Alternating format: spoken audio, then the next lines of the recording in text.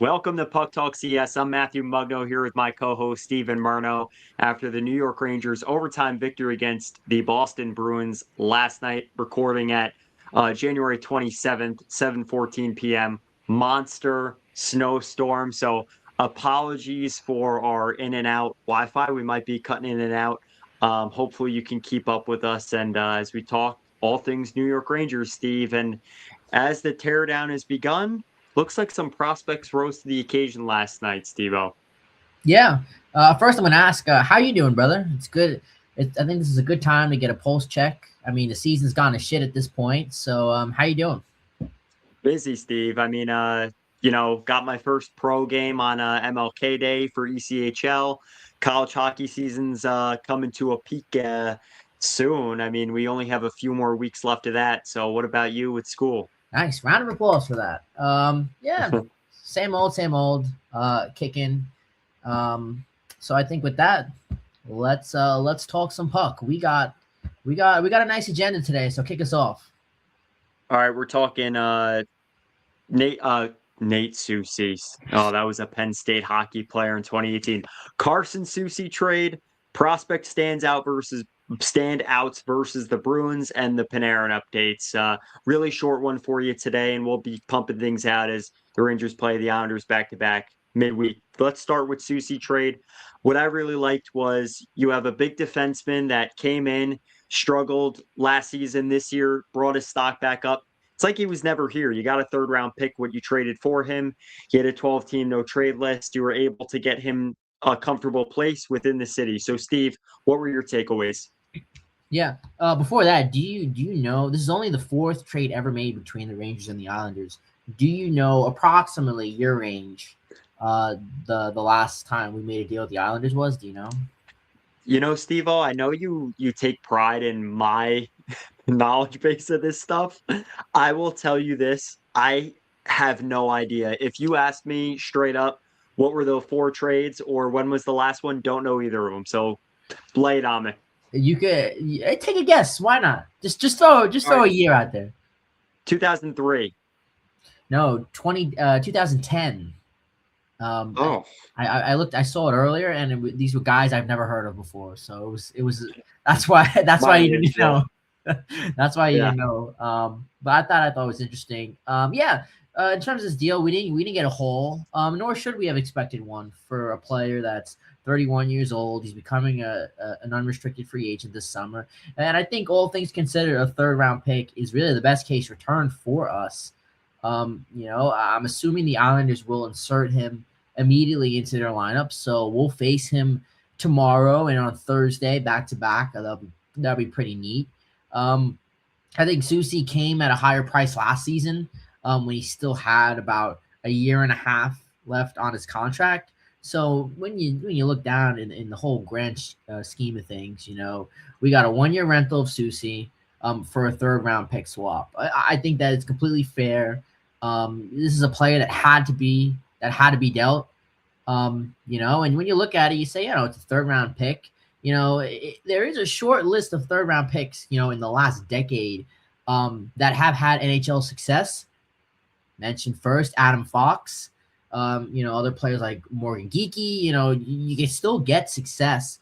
How about I believe Dorofiev on the Knights? I think he was picked in the third round. So uh, that's not to say hitting on this pick is impossible. But as always, we can't hit and develop talent.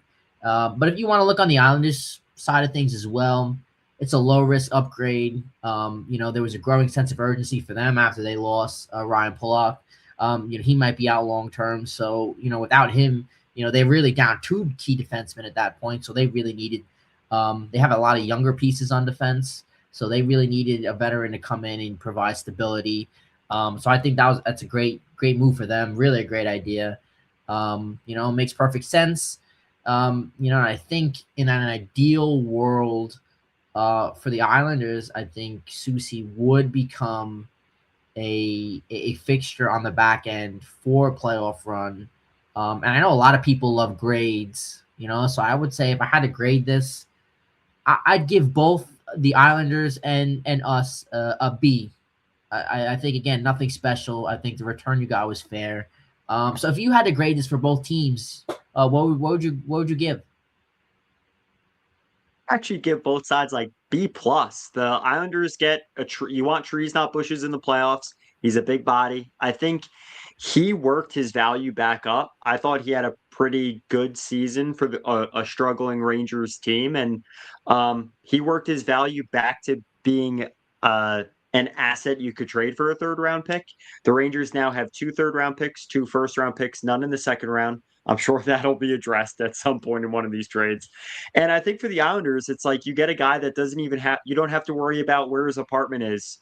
Like he's still in New York. You don't really have to worry. Like I also think the player doesn't have to worry about that, which is great. So I actually think he could be a welcome addition to the Islanders as they're kind of on, I wouldn't say a Cinderella run, waiting for the glass slipper to fall off, but they're a team that you just don't know what you're going to get this year in a playoff that's wide open. So, I mean, you look, the Penguins are second in the division. So we've talked about that all year. I'd say B plus, sure. Why not? If we're going grade, Steve. And with that, prospects, I thought young guys stood out against the Boston Bruins last night in a game that I had zero expectations. I mean, I really have zero expectations the whole year.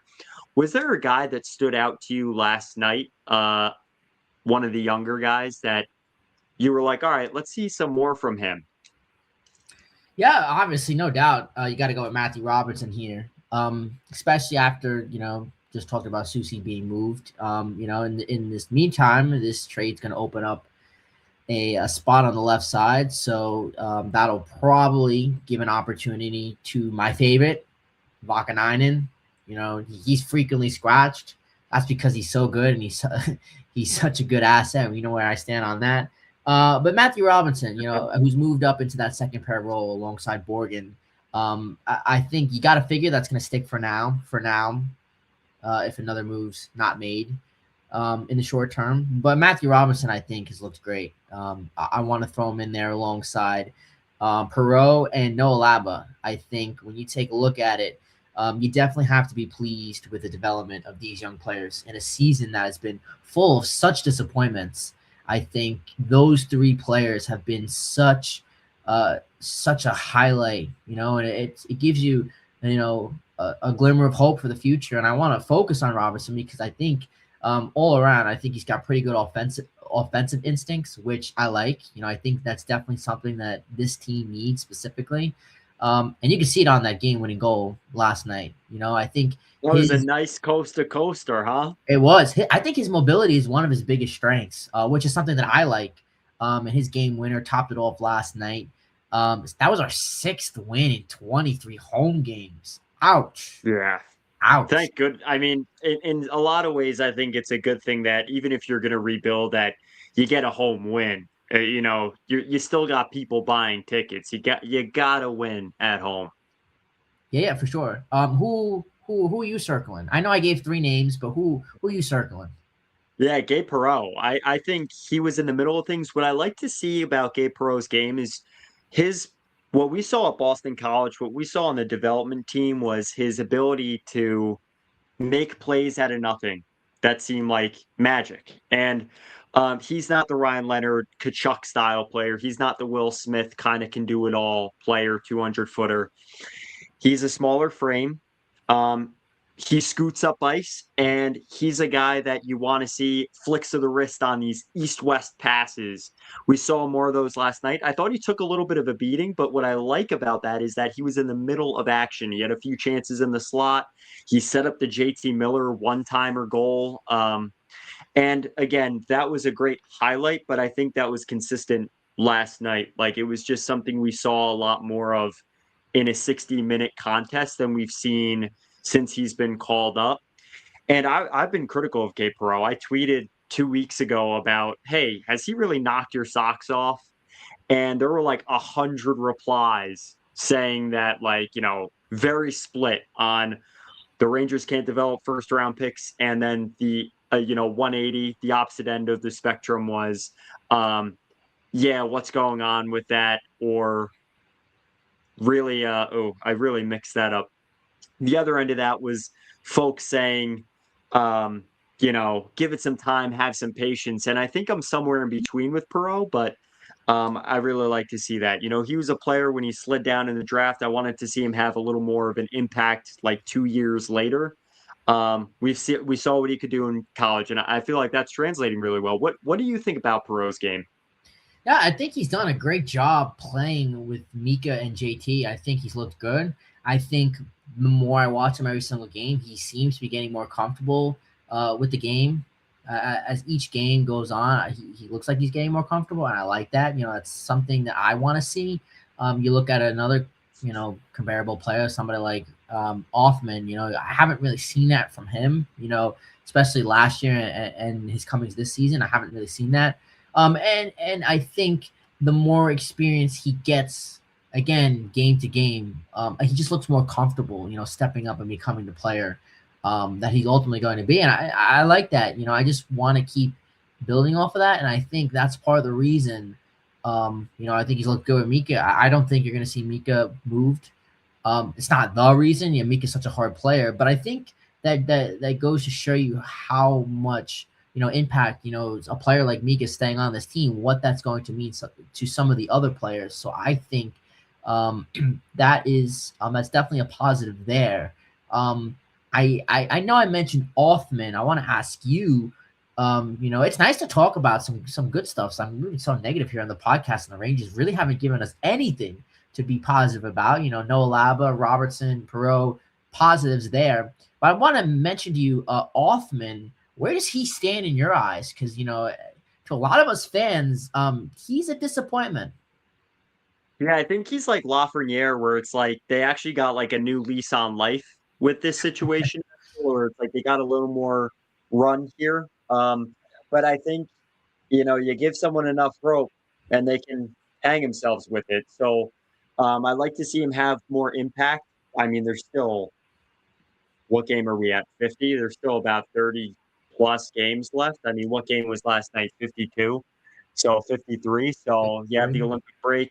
Anyway, with Brennan Offman, I was happy to see him score his first NHL goal against the Flyers. That was a huge monkey off the back.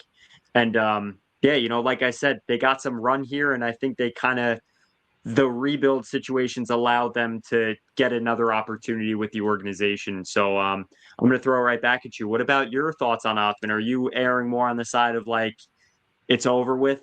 You want to see him moved out of the organization, or do you want to see him get more of a chance here? I don't think we're anywhere near the point of Lafreniere. We're done. We need to move on. But I do think, I've come to the conclusion, it's something we've pondered a little bit here at Puck Talk for the last few weeks, is that we need to lower the expectation for him. I think the expectation was set very, very high. And I think that's something that we need to temper and lower. Good to see him score his first goal against the Flyers. I want to see him build on that. I want to see him get in a little bit of a rhythm after that. That's something that I'm not sure we're going to see. I don't want him to go back to the same, funk that he's in before that, and he's just not making an impact on the ice. It kind of just feels like he's out there skating, and that's not something you want to see. So I want to see him build more of that, and maybe it's he could benefit from seeing Laba and Robertson, Perot around him. I think that definitely is not going to hurt him. But in a season, as you move forward here, in a season that's going to end up most likely, barring any miracles, which I think any of us will take, we're going to end up without a trip to the playoffs. I think the mindset moving forward has to kind of be a little bit readjusted, especially for the fans. And I think improvement of these young players like Robertson, Perot, Laba, I think is very vital, and I think that really should be the top priority moving forward with this team. I'd be very optimistic that these youngsters will add some spark to a team that's really that's expected to deal off a lot of veteran players. We all know who they are. These are players that you take out of this team. I mean, you lose a huge, part of this team's identity. So I want to see some of those players, depending on who gets dealt. I want to see some of those players step into that role, and let's see, this is them truly getting a spot to get full minutes and an increased role. And I think that's going to help every single one of these players' developments. So that I'm kind of excited to see with again, because it's really for the rest of the season, there's really not that much to be excited with, especially after the trade deadline. Yeah, you know what? Adding to what you said about Robertson too, kind of putting a ball on his night. I mean, the OT winner was awesome. He's played, I think, better and better over time. 2019 draft pick. Like it's been years since he got his opportunity. And Brennan Hoffman, 2021, 16th overall. Like these guys were players that you were hoping to see get their breakthrough. And I guess a positive from the situation is that they are getting their chance, I guess, with their individual careers, not necessarily for the direction of the club overall. But with that said, Steve, I don't know if you have anything else to say about the young guys from what we saw in Boston against Boston.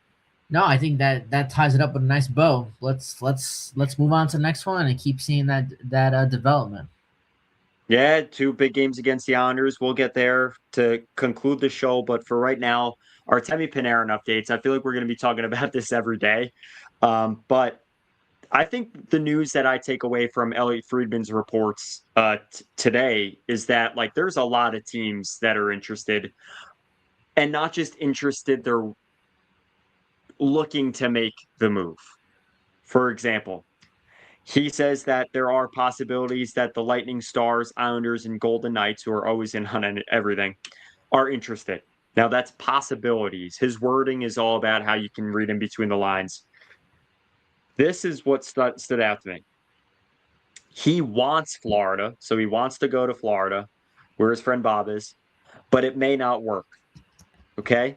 We already know the Washington Capitals were involved, and the Capitals are interested if there is an extension in place. So, like, both parties are interested if there's an extension in place with Washington Capitals.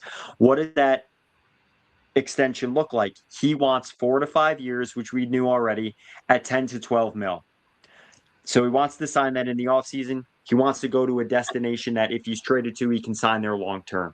He's not interested in going somewhere, making a run, and then signing elsewhere on July 1st. And what we also already knew, but now it's confirmed from the Rangers side, is that they want a Brock Nelson return, which is a prospect, a first, and a conditional third. Now, that's the starting point. We'll see where that goes. But the more parties you have interested, Steve, the more interest Panarin is going to garner. And I think that fares well for the Rangers. Yeah, for sure. I think if there's one player in this whole or in this whole trade market right now in the NHL that it is worth the overpay for, I think it's obviously Panarin. That plays to our advantage. I think it's kind of complicated on one side to really get the insight and see what the true hand is in this.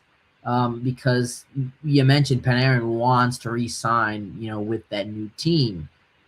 So I think that really puts us in a good position for us to ask more for Panarin. But again, Panarin's in complete control of this situation. So there will probably be very minimal teams, that are going to be in a bidding war, in terms of Panarin. So, you think so? Yeah, I think so. There might be less than I could count on my fingers, but it's not going to be like there's going to be teams lining up in droves to come out here. I just the whole part of the whole situation, I don't feel that. You can pretty much scratch the Islanders off. I don't think he's going to the Islanders. And I don't want to see him in. I can't imagine the Rangers make that deal. No, Soucy, yes. Either. I mean, Panarin, yeah. No. That means you have to face him for the next few years. I mean, come on. We're not that dumb. And the Washington, I don't see Washington either, man. You see him going to Washington? I don't see that.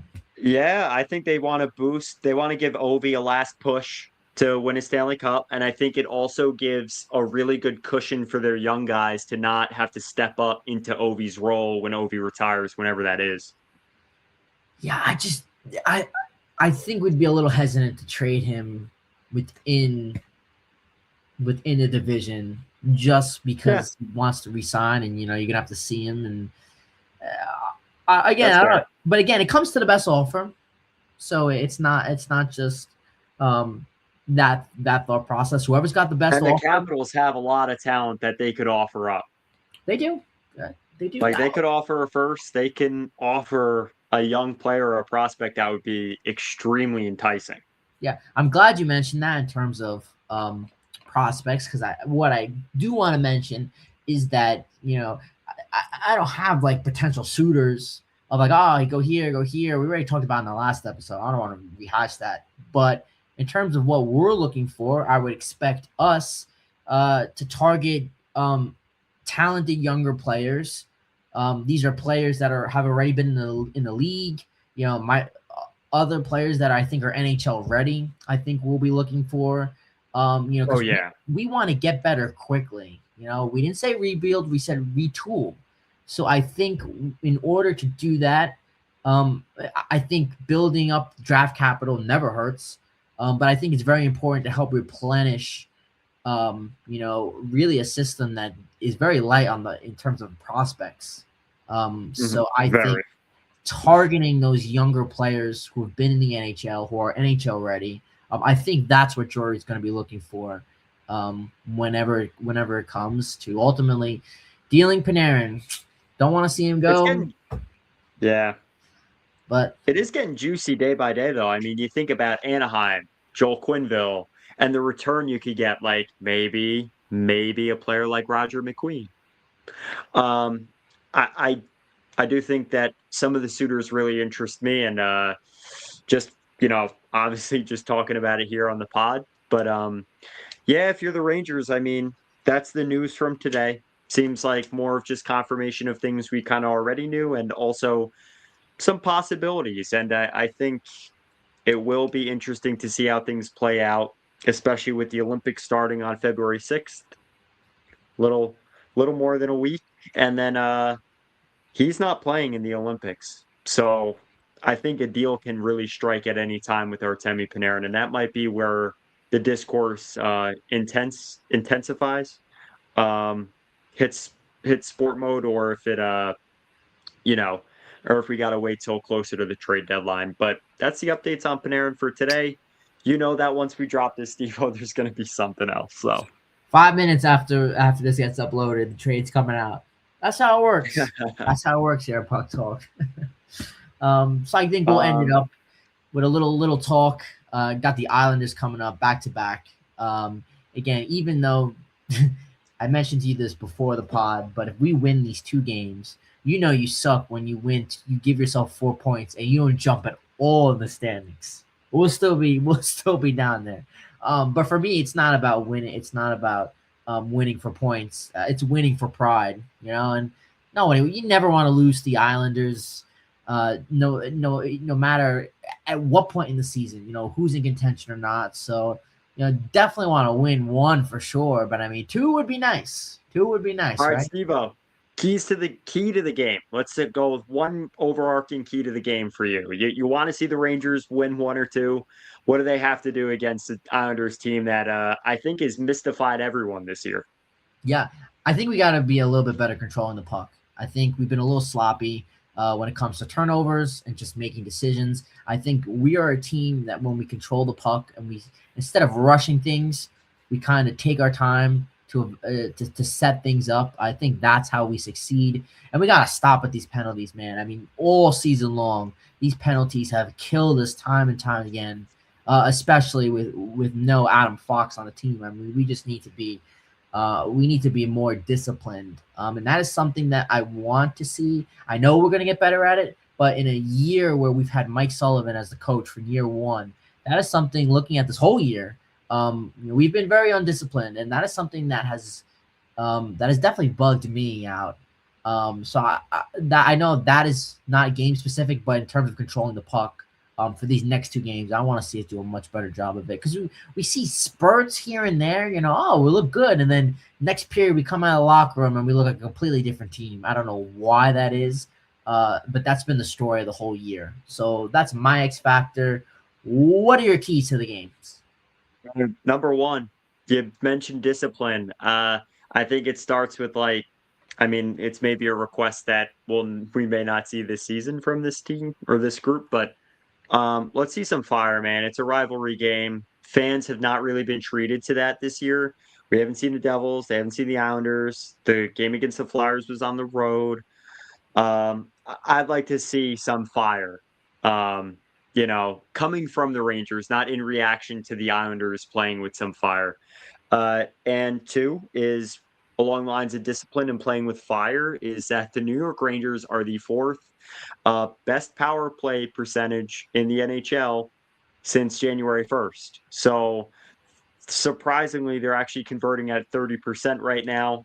If you can draw some penalties, get an instigator out of the Islanders, you get on the power play, and right now it seems like pretty easy money for them. So if they do have a chance, I think it'll come down to their conversion rate on the man advantage. And Sorokin looks like a Vezina Trophy finalist this year.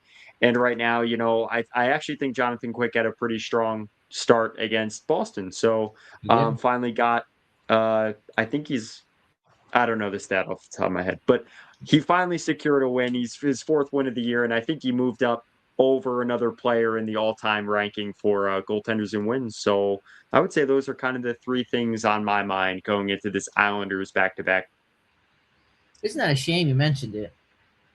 I think it's worth highlighting. Season's already over for us, and we haven't even faced. I mean, how many games we got against the Devils and all these other teams? In the Metro coming up, and it's a shame that we haven't even played any of them yet. So sad, but it's the reality. So no matter what happens in the future, we got you covered here at Puck Talk CS. YouTube, Instagram, Twitter, all across platforms at Puck Talk CS. We got you covered. Stay tuned. And always remember, it's just the luck of the puck.